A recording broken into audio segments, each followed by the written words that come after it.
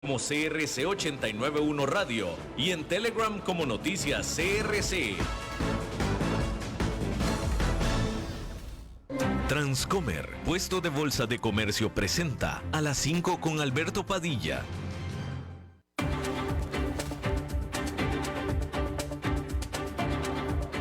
Inicia a las 5 con Alberto Padilla. Un programa diseñado con el objetivo de llevarte diariamente un tema de actualidad, acompañado siempre de reconocidos editorialistas, de lunes a viernes a las 5 de la tarde por CRC 89.1 Radio. A las 5 con Alberto Padilla. Hola, ¿qué tal? Saludos, bienvenidos a esta emisión de A las 5 con su servidor Alberto Padilla. Muchísimas gracias por estarnos acompañando.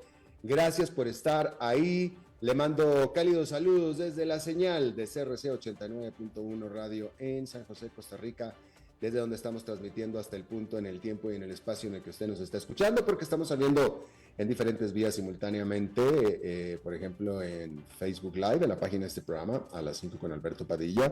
Estamos disponibles en el canal de YouTube de este programa. Estamos también en podcast, en las principales más importantes plataformas para ello, como Spotify, Apple Podcast, Google Podcast y otras 5 importantes más. Aquí en Costa Rica, este programa que sale en vivo en este momento a las 5 de la tarde, se repite todos los días a las 10 de la noche aquí en CRC 89.1 Radio. Déjame comentarle también que solamente en vivo y solamente para el mercado de Costa Rica estamos también presentes en la televisión abierta, en CRC TV, canales 49.1 y 19.1.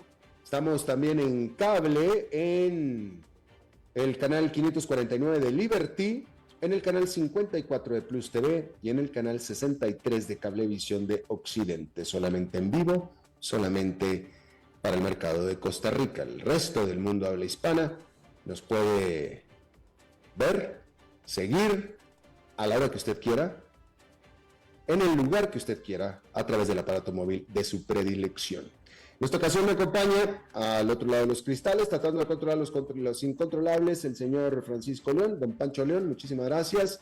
Y la producción general de este programa, siempre poderosa, desde Colombia, a cargo del señor Mauricio Sandoval. Hay que iniciar informándole que Israel finalmente acordó el permitir que 2 camiones tanque con diésel al día puedan ingresar a la Franja de Gaza después de que las Naciones Unidas tuvieran que suspender las entregas de ayuda precisamente por la falta de combustible que impedía la generación eléctrica y lo cual interrumpía simplemente cualquier tipo de actividad normal, incluyendo la entrega de ayuda humanitaria, que en estos días es algo de actividad normal en esa zona. Hay que decir que el programa de alimentación mundial de las Naciones Unidas también advirtió que hay todavía una inmediata posibilidad de hambruna en la Franja de Gaza. Hasta este momento, la mayor parte de la zona norte de Gaza aparentemente está bajo control de Israel. Y esto incluye al hospital gigante de Al-Shifa, que es el más grande centro médico de esa zona, y en la cual las fuerzas de defensa de Israel continúan todavía realizando sus operaciones militares. Dicen las fuerzas de defensa de Israel, que encontraron un túnel de Hamas debajo de este edificio del hospital y que recuperaron algunas armas.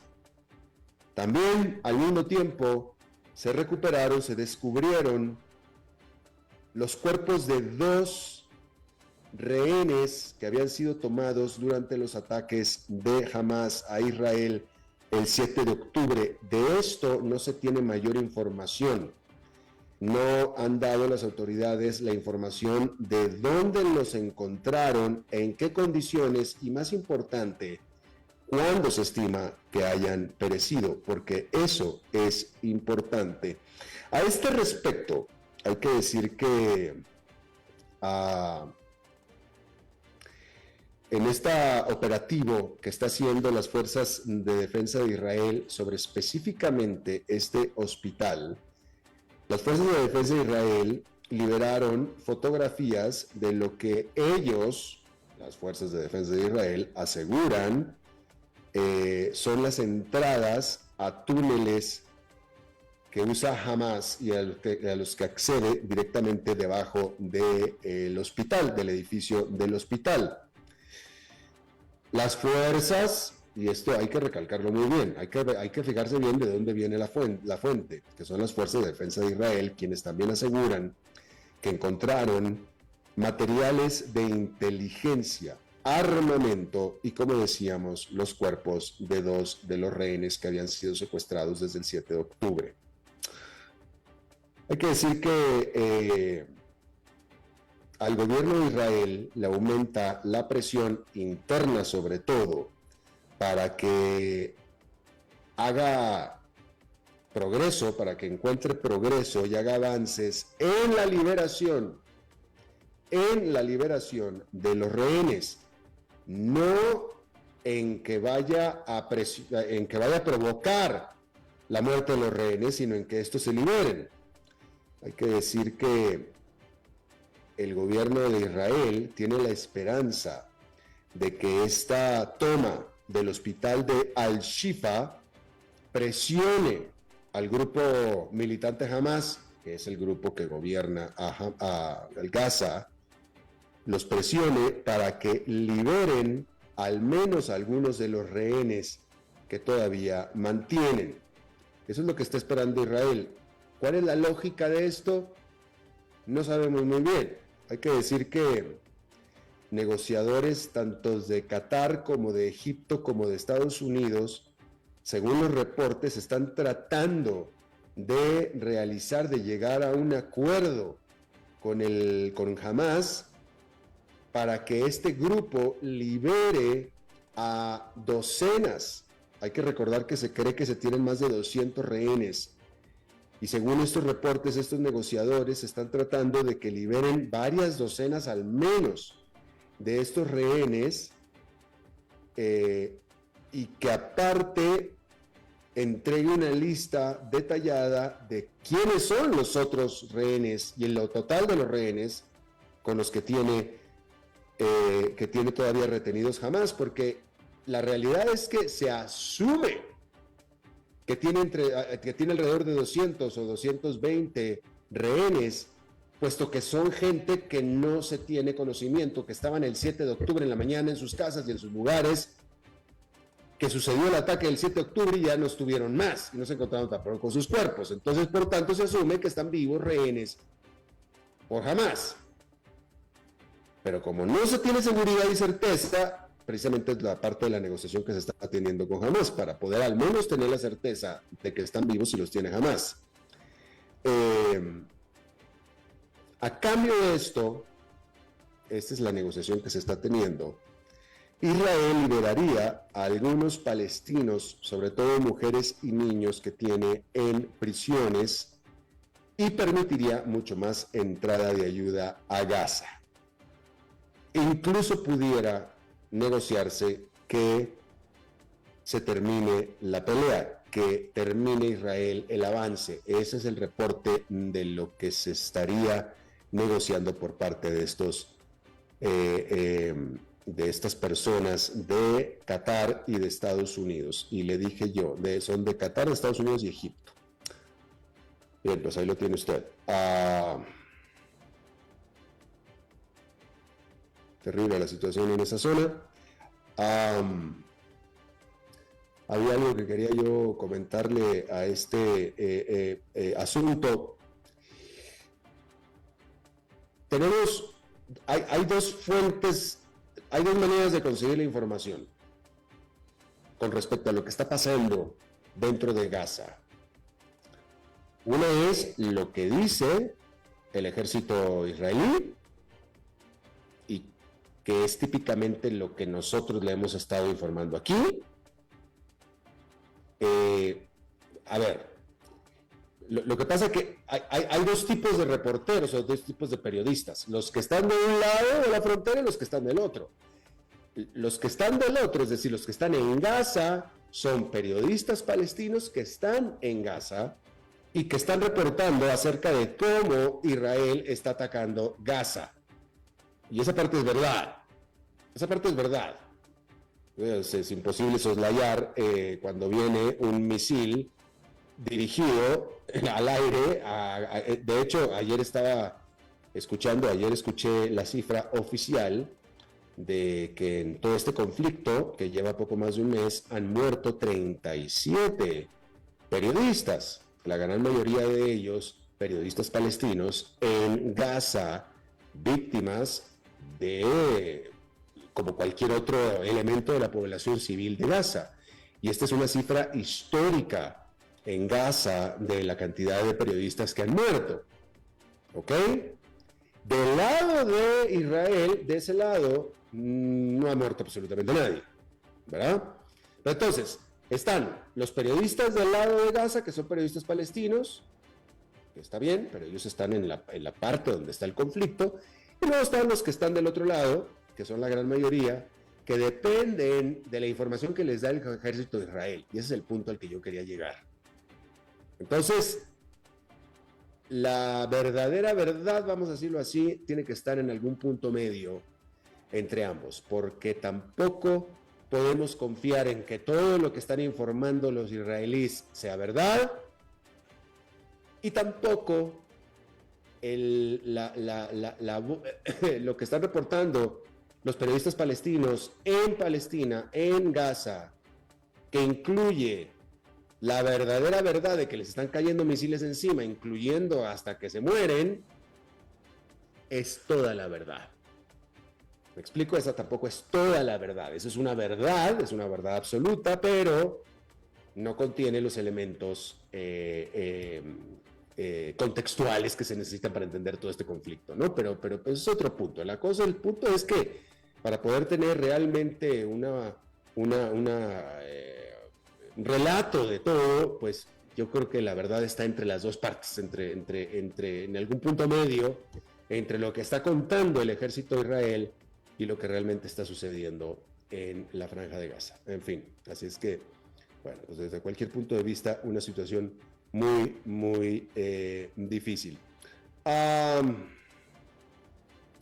que decir en otras noticias que Ucrania dijo que sus tropas establecieron ya puentes, han construido puentes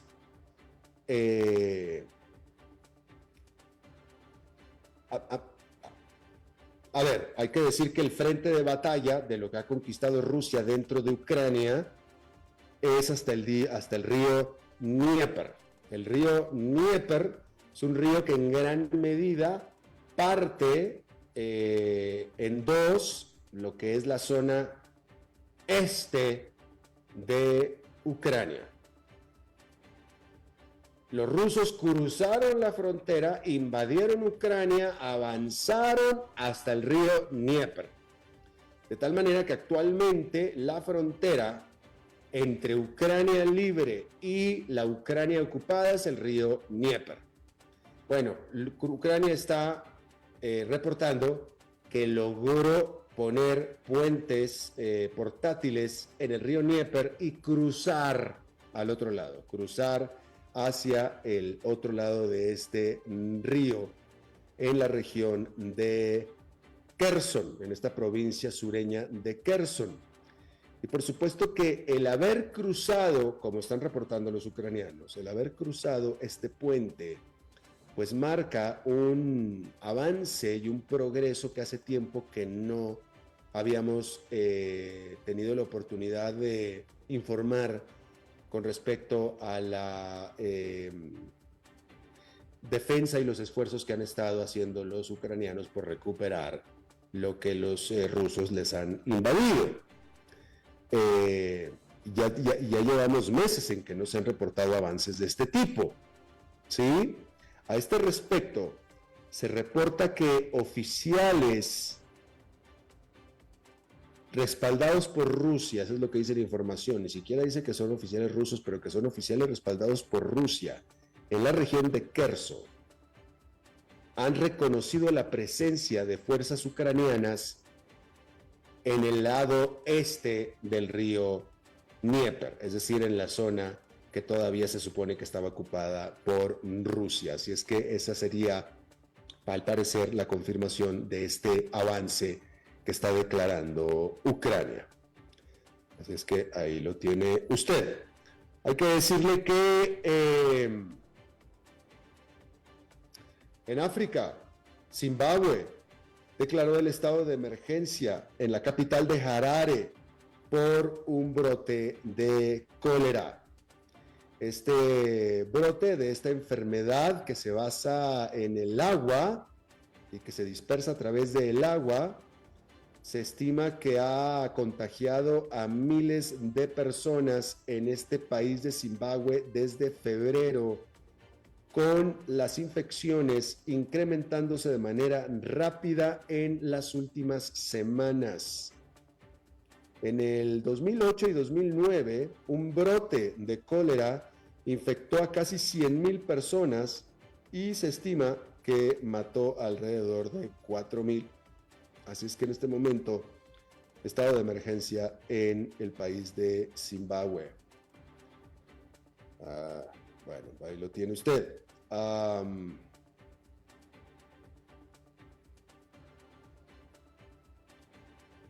Hay que informarle que el cofundador de OpenAI, Sam Altman, fue sacado de su posición como jefe de esta empresa que es respaldada por Microsoft, que fue la que lanzó el famosísimo ChatGPT. En una declaración emitida por OpenAI o AI, OpenAI, la firma, esta empresa, específicamente el consejo de esta empresa, dijo que había concluido que no era este señor Altman, que es el cofundador de OpenAI, no había sido consistente con sus comunicaciones y que había perdido confianza el consejo de la empresa en él. Así, el que había sido el jefe de tecnología de OpenAI será quien dirigirá la compañía de una forma interina. En esto que es una, vaya, impresionante, porque estamos hablando aquí de ChatGPT, estamos hablando del puntero en la inteligencia artificial, quien ha hecho que inteligencia artificial y específicamente ChatGPT haya sido literalmente trending topic en este 2023, había sido nada menos que OpenAI, esta empresa que creó el ChatGPT. Y este señor Sam Altman fue quien creó a OpenAI en este conflicto que evidentemente tuvo él con su mesa de consejo o con su directorio ejecutivo, que lo corrieron de ahí, en una decisión que definitivamente tuvo que haber sido respaldada por Microsoft, porque Microsoft está siendo respaldada por OpenAI como accionista principal. Entonces, quien emite el comunicado es la mesa del consejo de OpenAI. Probablemente sea algo que haya sido orquestado, instrumentado desde Microsoft, pero definitivamente es una noticia bastante notable al respecto de esta empresa y de este líder que de nuevo había sido responsable de poner a ChatGPT y a inteligencia artificial como trending topic en todo el 2023.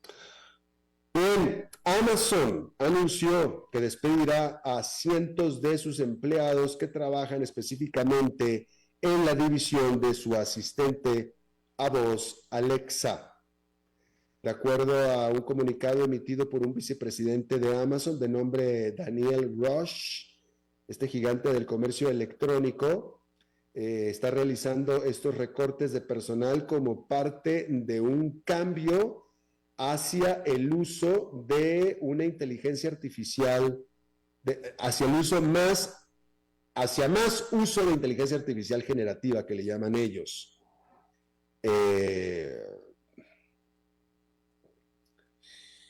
No son muy específicos, pero hemos de suponer que a lo que se refieren es que estos puestos de trabajo están siendo suplantados o ocupados por inteligencia artificial generativa. Esa es la inferencia de este comunicado. Está diciendo que está despidiendo a cientos de empleados mientras la empresa hace más uso de inteligencia artificial generativa. Es decir, la computadora está sustituyendo a estos empleados.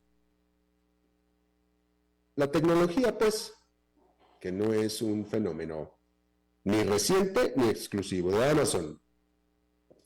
Quiere decir que esta empresa ha estado recortando puestos de trabajo ya durante meses y hasta ahora, en el último año, han sido despedidos al menos 27,000 personas en Amazon. Bueno, hay que decir que una de las una de las bromas que se hace mucho recurrentemente hacia Corea del Sur, hacia el gran país que es Corea del Sur. Corea del Sur es un país desarrollado, hoy en día es un país desarrollado, es un país que a mediados del siglo pasado era un país muy pobre, es uno de esos tigres asiáticos que hoy en día es un país rico, bastante rico, una potencia industrial, una economía muy moderna. Y si usted ha ido a Corea del Sur, usted sabe mucho mejor de lo que yo estoy hablando, porque yo no he ido a Corea del Sur, pero sin embargo, la transformación de Corea del Sur ha sido,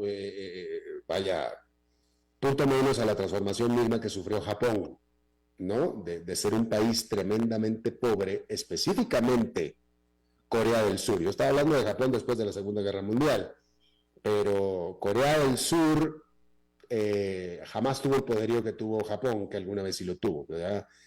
Realmente Corea del Sur, hasta mediados o más allá de los mediados del siglo pasado, era una economía sumamente pobre y hoy en día es un país básicamente desarrollado, una transformación impresionante y que sería ejemplo a seguir en cualquier otra parte del mundo con respecto a las reformas económicas que se tomaron para poder llegar a ese nivel de prosperidad impresionante. Bien, ahí tenemos eso. Sin embargo, permanecen algunos elementos todavía de la cultura antigua, original de Corea del Sur, y entre ellas es, en algunas partes, las de comer carne de perro. Iba a decir comer perro, pero pues vaya, puede sonar bastante más impresionante, pero sí, en Japón se come en algunas partes comida de perro, esa es la realidad, y eso pues ha impresionado muchísimo al resto del mundo por razones más que obvias, y últimamente también a muchos de los nuevos pobladores, habitantes de Corea. Este asunto de estar comiendo a lo que en cualquier otra parte del mundo es una linda mascotita, ¿sí? Bueno, pues hay un movimiento ya muy importante dentro de Corea para que este país deje de estar, deje de utilizar esta costumbre en algunas partes de comer perro. El partido oficialista está metiendo una serie de propuestas legislativas antes de que termine este año para que se elimine esta práctica. Hay que decir que, pues de nuevo, los coreanos más jóvenes pues están impresionados con esta costumbre que es bastante antigua. Sin embargo, esta legislación para evitar comer carne de perro pues no ha logrado pasar todavía a ser aprobada porque pues hay intereses importantes que todavía les gusta y que todavía viven de esta práctica de comer perro, porque resulta que literalmente existen criadores de perros para consumo, para comer, ¿verdad? Obviamente. Entonces, esa es una industria importante. Hay rancheros de perros, literalmente criadores de perros. Están los rastros, que es donde matan a los perros, y por supuesto que están las empresas que los comercializan y los propios restaurantes, los cuales representan un grupo de interés bastante importante, que lograron que se les dieran 3 años para que pudieran eliminar esta costumbre y no se haya eliminado como estaban proponiéndola a rajatabla antes de que se terminara este año. Así es que ahí lo tiene usted. Bien, déjame cambiar el tema completamente y déjame comparto este dato.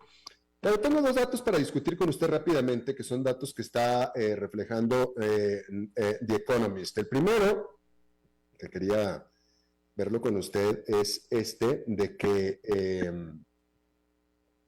el típico presidente de una empresa del Standard & Poor's 500, hay que recordar que el Standard & Poor's 500 es este indicador de las 500 empresas más grandes, presuntamente más grandes, empresas listadas en bolsa más grandes de los Estados Unidos, que la recopila el Standard & Poor's. Entonces, una buena indicación de las 500 empresas más grandes.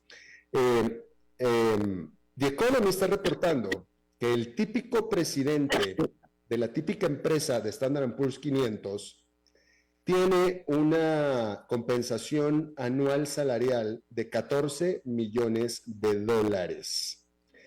El presidente promedio de la empresa promedio de las 500 de Standard & Poor's, 14 millones, es el promedio. ¿Sí? Este promedio es 250 veces más alto que el promedio del trabajador de estas empresas o del trabajador de los Estados Unidos. Y bueno, ese es el dato, ¿no? Calificarlo se lo voy a dejar a usted, pero el típico presidente ejecutivo de la típica empresa de Estados Unidos gana 250 veces más que el trabajador típico promedio de esa misma empresa. Y por supuesto que este dato lo publican con la inferencia de la pregunta si es esto justo o no. Y yo le pregunto a usted, ¿es esto justo o no? Y la pregunta es ¿por qué sí y por qué no?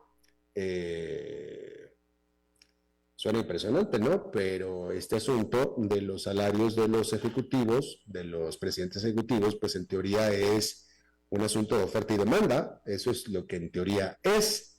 Es decir, si yo soy un ejecutivo que gano 250 veces más que el resto de mis empleados, bueno, pues eso es lo que valgo, eso es lo que me quiere pagar la empresa. Si no me quiere pagar eso la empresa, pues ya me iré a otra empresa donde me pagan eso mismo, porque no me lo están pagando simplemente porque yo quiero, me lo están pagando uno porque seguramente los valgo para lo que hago generar a la empresa con el liderazgo que yo ejerzo, y 2, porque muy probablemente si no estoy ganando acá, los voy a ganar en otra parte. Y eso es en realidad lo más importante. Es decir, esa es la manera de poder retener a ese talento. Eso es lo que diría la lógica de la oferta y la demanda, pero yo le quería preguntar a usted, ¿qué opinaba usted a este respecto? Ese es el primer dato. El segundo dato que le quería yo comentar, que también publica The Economist, que también verdadero, es el hecho de que México en este momento tiene un número de 47 millones de pobres, que son muchísimos, por supuesto. 47 millones de pobres son muchísimos. Sin embargo, es bastante menor la cantidad de 47 millones que los 52 millones que existían en el 2018. ¿Sí? Entonces, el punto aquí es que la reducción del número de pobres en México ha sido sustancial entre el 2018, que fue el primer año de gobierno del presidente Andrés Manuel López Obrador, a el actual año, que solamente hay 47 millones.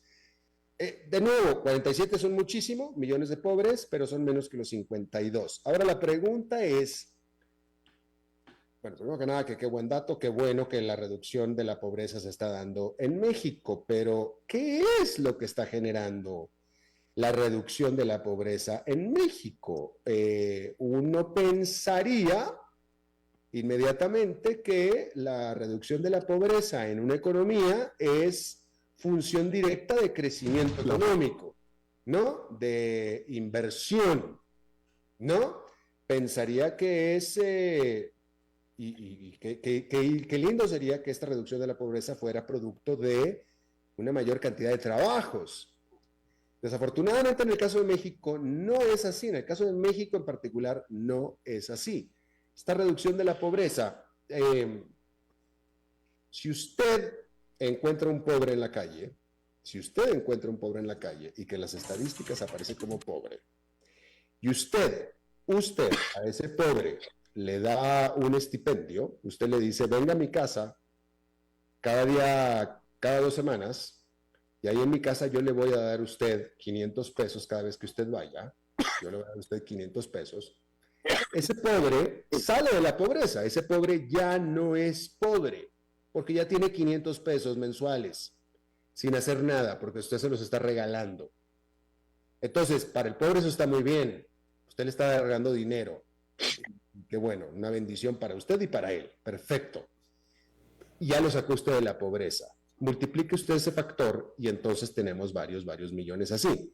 Y eso es exactamente lo que está haciendo López Obrador. López Obrador, el presidente de México, no es que está generando mucha inversión y que vengan muchas empresas y que las empresas estén generando trabajo y estos trabajos les está dando trabajo a mexicanos que antes no lo hubieran tenido. No, en el caso de López Obrador en particular lo que está haciendo es dando entregas directas de dinero, de plata, mensual, quincenal a millones y millones de mexicanos, que muchos de ellos lo necesitan, específicamente los más viejos, pero también los desempleados y los que están fuera de estudios, los famosos ninis. Entonces, sí, López Obrador está dando transferencias de dinero directas a millones de mexicanos y esto se refleja en las cifras de pobreza. Sin embargo, las finanzas del Estado lo están reflejando, está aumentando el déficit fiscal de México. Por supuesto que hay un incentivo importante ahí electoral también, ¿no? Si este vecino, si usted es el pobre y el vecino es el que le está dando a usted el dinero, y ese vecino se lanza por la presidencia, usted seguramente va a votar por él, ¿no? Y bueno, pues ahí lo tiene usted.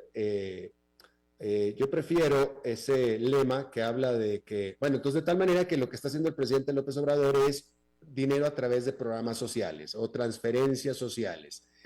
Bueno fuera que fueran transferencias o programas sociales en el sentido de que te doy plata para que mandes a tus hijos a la escuela, que son los programas sociales que más funcionan. En el caso de México no lo están haciendo en este sentido, en el caso particular de López Obrador. Yo soy de los que propongo que no hay mejor programa social que el trabajo, ¿no? El pobre más feliz, estoy seguro, es aquel no al que le regalan dinero, sino al que le dan un trabajo y que es un trabajo que lo mantenga ocupado y que le paguen. Ese es un buen programa social. Pero bueno, ahí está, era lo que quería comentar sobre esta cifra de la reducción de la pobreza en México. Vamos a hacer una pausa y regresamos con nuestra entrevista de hoy. A las 5 con Alberto Padilla, por CRC 89.1 Radio. Ok, ya te has reído con nosotros, has aprendido con nosotros y nos hemos conocido más. Pero es hora de ponernos serios. El mejor momento para invertir fue hace 10 años y el segundo mejor momento para hacerlo es hoy. Entra a transcomer.com, convertite en un inversionista y transforma tu destino. Transcomer, puesto de bolsa de comercio. Construyamos juntos su futuro. Somos expertos en eso.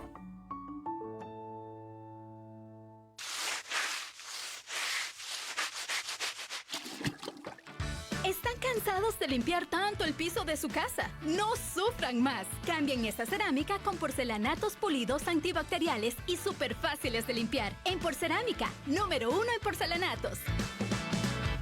History Channel te invita a su History Fest con la visita por primera vez en Costa Rica de la estrella de El Precio de la Historia, Rick Harrison.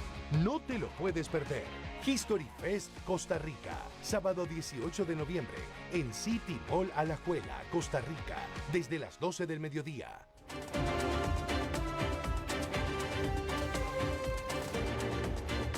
Seguimos escuchando a las 5 con Alberto Padilla.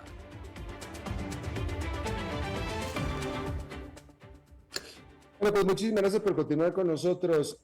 Vamos a hablar de temas económicos en general. Esta semana, vamos a empezar con lo que es la economía de Estados Unidos. Esta semana, los dos datos importantes sobre la inflación. El principal problema que tiene la economía de Estados Unidos en este momento es, pues en teoría, el de la inflación. Y los dos datos que se dieron a conocer esta semana, que fue la inflación al mayoreo y la inflación al menudeo, ambos están cayendo, ambos han caído. Y esto pues entra en relación directa a la política monetaria de la Reserva Federal, que ha estado subiendo las tasas de interés de manera muy importante, precisamente para hacer fajar a la inflación. Yo le agradezco muchísimo a nuestro gran amigo y economista y excelente analista y comunicador, Alberto Bernal, de XP Investments, que está con nosotros desde... ¿Estás en Estados Unidos, mi querido tocayo? Hoy sí, mi querido tocayo, muchísimas gracias por tenerme en el programa. Tú sabes que para mí es un placer inmenso siempre estar contigo. Un poco gripado y eso sí, te tengo que confesar. Estamos igual, tocayo, estamos igual. Yo también estoy bastante agripado también. Oye, cuéntame cómo estás viendo tú la inflación en el objetivo de la Reserva Federal es que la inflación llegue al 2%. Ya está menos de un punto porcentual de eso, ¿no es cierto? Exactamente. Y ahora déjame te pregunto una cosa. Menos de un punto porcentual se oye espectacular, sobre todo cuando hace poquito más de hace un año estaba la inflación en 9%. La pregunta, 1% es decir, 3% de inflación, es decir, a un punto porcentual del 2% del objetivo de la Reserva Federal. ¿Ya ganaron? ¿Ya se conquistó la inflación? Pues yo creo que uno, y sobre todo juzgando por la experiencia, que más sabe el diablo por viejo que por diablo, entonces es mejor nunca abrir la champaña antes de tiempo, ¿no? O la boca. Exactamente. Pero yo te diría que yo sí creo que hay mucha evidencia. O sea, yo podría utilizar muchos argumentos para vender una tesis de que la Reserva Federal ganó esta batalla. Y te voy a contar por qué. Primero que todo, la razón por la cual la inflación en Estados Unidos aún no ha llegado al 2%. Eso tiene una explicación muy sencilla y se llama el rezago en la forma como se contabilizan las rentas en Estados Unidos. Hay un índice que es muy importante, es un subíndice en Estados Unidos que se llama el Owner's Equivalent Rent. Eso básicamente es como decir un índice que trata de medir cuánto pagaría Alberto Bernal por vivir en su casa si Bernal no fuese dueño de su casa. Entonces ahí hay unas fórmulas matemáticas que utiliza el gobierno para tratar de hacer esas estimaciones y va publicando ese subíndice. Y ese subíndice se sigue moviendo en niveles de 6.7% año a año. Pero digamos que eso lo que trata de hacer es dar una visión sobre cuánto están creciendo las rentas en este momento en Estados Unidos. Ahora, si yo miro data fidedigna, que es la data de las nuevas rentas que se están cerrando en este momento en Estados Unidos, comparado con el año anterior, la mayoría de la evidencia que existe, y existe mucha, es que las rentas ya comparado con el año anterior ya no están creciendo, están en 0% año a año. Y el índice del gobierno sigue mostrando 6.7. Entonces yo como economista tengo la opción de utilizar unos ejercicios econométricos y es lo que hago para tratar de estimar qué tan rezagado está este índice de Estados Unidos. Y el número es más o menos entre 13 y 14 meses, tocayo. Entonces lo que está pasando hoy con la inflación de arriendos, realmente no está pasando hoy, sino pasó hace 14 meses. Mm. Entonces, yo lo que puedo decirte es que si la estadística se cumple, que no tengo razón para no pensar que se va a cumplir, entonces, dentro de 14 meses, la inflación de arriendos en Estados Unidos debería estar muy cercano al 0% comparado con 6.7% en este momento. Y eso es una gran noticia, tocayo, porque entre todos los componentes de housing, esos explican más o menos el 42% de la inflación subyacente en Estados Unidos. Este modelo que te está dando a ti, este retraso de 12 a 14 meses, dijiste, ¿no es cierto? Sí, exactamente. Quisiera decir entonces que este comportamiento de la inflación actual es producto de la subida de tasas de interés que se dio hace 12, 14 meses, primera pregunta. Y segunda pregunta, por tanto, todavía falta, ¿qué? Un buen año más para que siga la inflación respondiendo a las subsecuentes subidas de tasas de interés que se dieron todavía. No necesariamente las tasas, porque acuérdate, tocayo, que esto es un tema netamente técnico de este subíndice. Lo que quiere decir es esto, que lo que estamos viendo en la data de hoy, de rentas que publica el gobierno, en cierta forma está percudido por lo que ocurrió hace 14 meses. Entonces, si yo corriese, digamos, el índice de inflación hoy, y en vez de utilizar ese índice el famoso Owner's Equivalent Rent, que es la inflación imputada, la inflación de arriendos imputada, que es el índice al que me refiero, yo quito ese índice y utilizo uno que se llama Zillow. Zillow es una compañía que vende casas en Estados Unidos y tiene un índice de arriendos año a año. Si yo llego a hacer eso, la inflación hoy, tocayo, óyeme esto, sería 0%. Déjame repetir, 0. No 4, 0. Entonces a lo que voy es que en la forma como se comportan estos índices, hay unos temas técnicos, pero que me permiten a mí hacer, pues porque mi trabajo es este, y pues obviamente esto que te estoy diciendo no tiene por qué saberlo nadie, porque es básicamente solamente el trabajo de nosotros los analistas saber esto, pero lo que podemos decir es que lo más probable es que si se cumple la estadística y el mundo es lógico de aquí en adelante, que tiene que ser, por obvias razones, mi condición inicial de pensamiento, pues entonces llegamos a un evento en que la inflación va a seguir cayendo fuerte. ¿Cuánto, tocayo?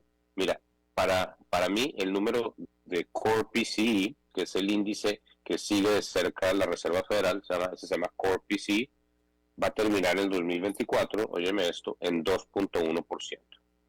2.1, año a año. Y implica que para final de 2024 la inflación básicamente ya está en su punto, en su nivel objetivo desde el punto de vista de la política monetaria. Pregunta. La Reserva Federal estuvo subiendo las tasas de interés para bajar la inflación, pero el método para bajar la inflación mediante una alza de las tasas de interés es bajar la actividad económica, bajar el ritmo de la economía. Entonces, lo que la Reserva Federal estaba haciendo era desacelerar a la economía para que esta desaceleración afectara a la inflación. La economía ha estado desacelerándose también. Me da la impresión de que la inflación ha caído más rápidamente que lo que la economía se ha desacelerado, pero te pregunto, ¿este nivel hasta el 2% va a traer consigo una fuerte desaceleración de la economía? Yo creo que el 2024 sí va a ser un año de desaceleración de la economía de Estados Unidos, sin duda alguna. Y pienso que eso va a pasar, tocayo, por una razón muy sencilla. Porque realmente el incremento de tasas de interés ha sido brutal. Sí. Déjame darte un ejemplo. Antes de la pandemia, una persona que quisiese comprar una casa en Estados Unidos, muy seguramente recibía una hipoteca a 30 años, una tasa de más o menos 3.25 o 3.5 más o menos, en términos nominales, no tasa real, sino tasa nominal. Eso es lo que hubiese recibido al inicio de la pandemia. En este momento, si tú quieres comprar una casa en Estados Unidos, tocayo, no te prestan por menos de 8% a 30 años. Una tasa muy alta. Bueno, quizás en algunas personas les prestarán a 7,5%, pero entre 7,5% y 8%. ¿Y qué quiere decir eso? Que en términos del pago mensual de la hipoteca, se multiplicó en casi 3 veces. Un ejemplo muy específico. Una casa, para comprar una casa promedio en Estados Unidos antes de la pandemia, el pago mensual de la hipoteca era más o menos de $1,000 mensual. En este momento está cercano a 2,900. Sí, claro. Entonces es muy difícil para las familias comprar una casa. Y cuando el sector inmobiliario sufre porque está muy caro todo, pues eso tiende a tener un efecto regadera en el resto de la economía, porque pues mucho del gasto de las familias tiene que ver con la casa. O digo, por ejemplo, cuando tú te cambias de casa, pues gastas cosas, compras nuevos electrodomésticos, compras nuevos tapetes, nuevas cortinas, etcétera. Y todos esos gastos creo yo que se van a disminuir. Y la otra cosa es que pues ya la gente en Estados Unidos se compró la mayoría de los productos, o sea, electrónicos, computadores, televisores, etcétera, durante la pandemia, porque tenía muchos ahorros y la verdad no tenía nada que hacer. Pues uno cuando está encerrado y no tiene mucho que hacer, pues se pone a comprar en Amazon, pero eso ya también pasó. Y entonces lo que pasó, la economía se reabrió, la gente comenzó a viajar nuevamente porque quería aprovechar la vida, pues después del susto de la pandemia, pero yo creo que ya estamos volviendo a la normalidad, ya las empresas poco a poco comienzan a traer de vuelta a su gente, ya no se puede trabajar pues desde, por ejemplo, si trabajas en Nueva York y vives en Tulum, ya quizás esto se ponga más difícil. Esas cosas van a comenzar a cambiar paulatinamente y todo eso creo yo que va a implicar menos gasto en experiencias, que es menos gastos en viajes, menos gastos en vacaciones, etcétera, etcétera, porque la vida eventualmente tiene que volver a la normalidad. En tu respuesta me parece como que clarísimo que tú no estás pensando en una fuerte desaceleración y mucho menos en una recesión económica, tocayo. Yo pienso que viene una desaceleración y viene una recesión desde el punto de vista técnico como la economía denomina una recesión. Porque lo que sí creo que va a pasar es que vamos a tener 2 trimestres seguidos de crecimiento negativo en algún momento del 2024. Eso creo que lo vamos a ver. Ahora, lo que pasa es que va a ser una recesión muy leve, tocayo, porque como no hay mucho que arreglar, o sea, no estamos en esta situación porque estamos en esta situación porque el mundo le dio mucho estímulo a los consumidores durante la pandemia. Estamos en esa situación por eso. Pero no necesariamente porque necesitamos corregir algo estructural dentro de la economía. Lo que necesitamos es crecer menos un rato para que se vuelvan a normalizar los equilibrios. Entonces, eso es consistente con menor crecimiento y quizás con una recesión técnica, leve, pero definitivamente no una recesión como la del 2008 o como la del 2001 o como la del COVID, porque no hay razón para que las familias de un momento a otro dejen de gastar. Las familias están gastando menos porque todo está muy caro, pero nadie, digamos, muy poca gente en Estados Unidos está sintiendo en este momento que su trabajo está en riesgo, porque la economía sigue bastante boyante. Entonces, si tú tienes la economía boyante, pues entonces no tienes razón para, digamos, tú como persona que convive con la economía, no sientes que haya un riesgo inminente para que tú vayas a tener trabajo y por lo tanto la posibilidad de todas las cuentas que tienes en tu familia. O sea, cuando la gente comienza a sentir que la empresa está en problemas, ahí sí comienza a disminuir muy fuertemente el gasto y se vienen recesiones duras. Pero eso ocurre cuando la gente que trabaja en la empresa XYZ se da cuenta que esa empresa no está vendiendo. Y eso no está pasando. Ya. ¿Tú crees que ya la Reserva Federal terminó por completo con su racha alcista de tasas de interés? Sin duda alguna. Yo creo que la Reserva Federal ya terminó.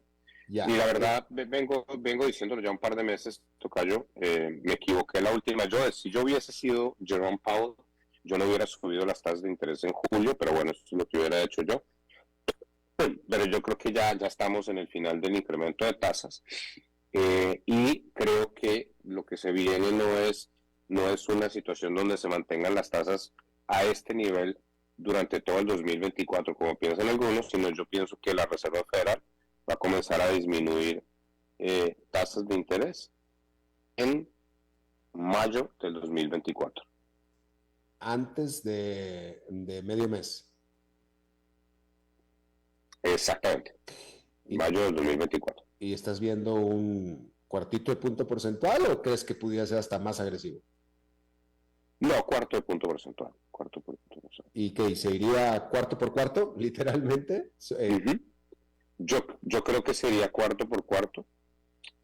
Y sí, yo creo que, porque la verdad, como te digo, ellos van a tener, yo creo que van a tener la capacidad de trabajar, de manejar la política económica piano a piano. O sea, creo que en esta situación ellos van a tener esa suerte, ¿no? Bueno, pues ojalá y que así sea, mi querido tocayo. Ahora déjame te pregunto, ¿por qué Europa, particularmente Alemania, no está pudiendo combatir la inflación sin recesión económica?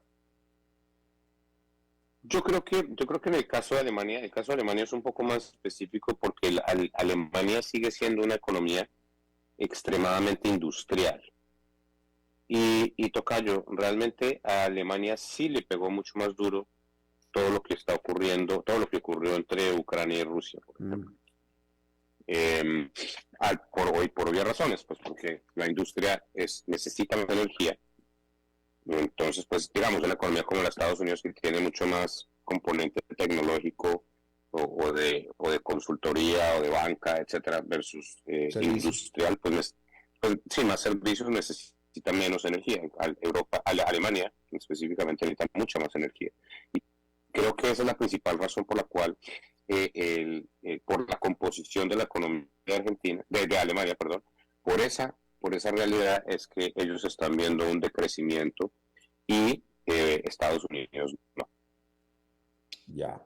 China, danos un comentario de China. ¿Cómo estás viendo la economía de China? ¿Qué tan importante es el riesgo de la industria de desarrollos de bienes raíces? Pues yo creo que, mira, China, lo que está pasando en China con el sector inmobiliario es la segunda parte de la película que vimos hace 20 años en Japón. Es exactamente la misma historia. Se sobreextendieron en la construcción de vivienda, fueron muy eficientes en la construcción de vivienda, al igual que fueron los japoneses, y lo que va a pasar ahora es que toca esperar a que el mercado inmobiliario encuentre un nuevo equilibrio. Y eso va a pasar, tocayo, eso va a pasar, porque es que hay una cosa que a veces la gente no entiende, pero te doy unos datos muy importantes. En este momento, a pesar de que suena increíble, aún en este momento, después de tantos años de urbanización en China, el estimado es que entre 14 y 15 millones de personas se vayan a ir de los campos a las ciudades en China durante el 2024. Entonces tú vas a tener que tener infraestructura física para 14 o 15 millones de personas en el 2024. Entonces China básicamente lleva 20 años, 30 años mal contados, construyendo el 80% de la Ciudad de México todos los años. O sea, todos los años China construye literalmente una Ciudad de México. Imagínate, yo cada vez que aterrizo en tu país, tocayo, en México, miro por la ventana y digo, qué barbaridad, esto sí es que es muy grande, porque es que tú sobrevuelas, pues con un sobrevuelo de 15, 20 minutos la ciudad, es impresionante. Entonces, solamente pensar que eso es lo que se produce todos los años en China, y a mí me genera pues un sentimiento de impresión, o sea, de admiración, porque la verdad yo no sé cómo hace un país para ser tan eficiente en crear infraestructura física, y pues porque por lo menos en el caso de nuestros países, en Colombia y en Costa Rica, en México, en Brasil, etcétera, pues claramente, tocayo, no somos tan hábiles en el proceso de generar infraestructura. Interesante, bueno, ese es un buen punto el que estás haciendo, mi querido tocayo Alberto Bernal, economista y analista de XP Investments desde Miami. Te agradezco muchísimo, como siempre, tu muy buena disposición a charlar con nosotros, mi querido tocayo. Ni más faltaba a ti por la invitación, tú sabes que es un placer inmenso siempre estar en tu programa, y feliz Día de Acción de Gracias aquí la próxima semana. Entonces, vamos a ver si descansamos un ratico. Y así es, igualmente para ti y para todos los que celebran el Día de Acción de Gracias, que es una celebración muy linda, se debería la deberíamos adoptar más los latinoamericanos en América Latina. Es mi celebración favorita, mi estimado, porque es una celebración que realmente no tiene ningún color ni nada, sino simplemente un día para dar gracias. Cierto, muy interesante porque en Estados Unidos, primero que nada, todos los inmigrantes de Estados Unidos, los latinos, todos los latinos, no importa de qué país de América Latina que va a Estados Unidos, adopta el Thanksgiving, y el Thanksgiving es la única celebración en Estados Unidos que es celebrada absolutamente por todos. La Navidad, mucha gente en Estados Unidos no celebra la Navidad, mucha gente no celebra el fin de año tampoco, pero el Thanksgiving lo adoptan absolutamente todos. Exactamente. Bueno, pues, Happy Turkey.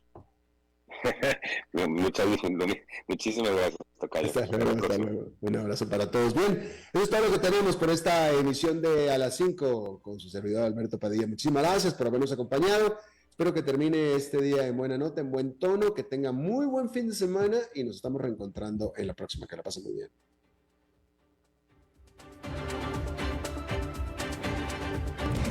A las 5 con Alberto Padilla fue traído a ustedes por Transcomer, puesto de bolsa de comercio. Construyamos juntos su futuro. Somos expertos en eso.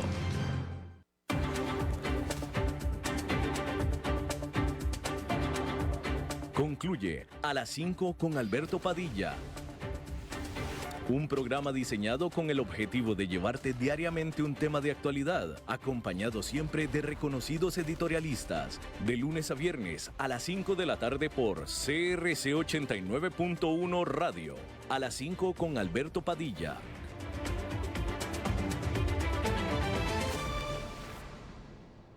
Sumate al buen trato al turista. Sumate vos también al buen trato al turista. Aprendamos a ser buenos anfitriones. Si ves que un turista transita por un lugar inseguro, aconsejalo, que te lo va a agradecer. O si ves que un turista descuida por un momento sus pertenencias o muestra artículos de valor en público, advertile para que no pase un mal momento. Regálale una sonrisa, que el buen trato es parte de nuestra esencia de ser ticos. Cuidemos a nuestros turistas para que su experiencia de viaje sea segura y placentera y tengan un motivo para volver a visitarnos. Un mensaje del Instituto Costarricense de Turismo.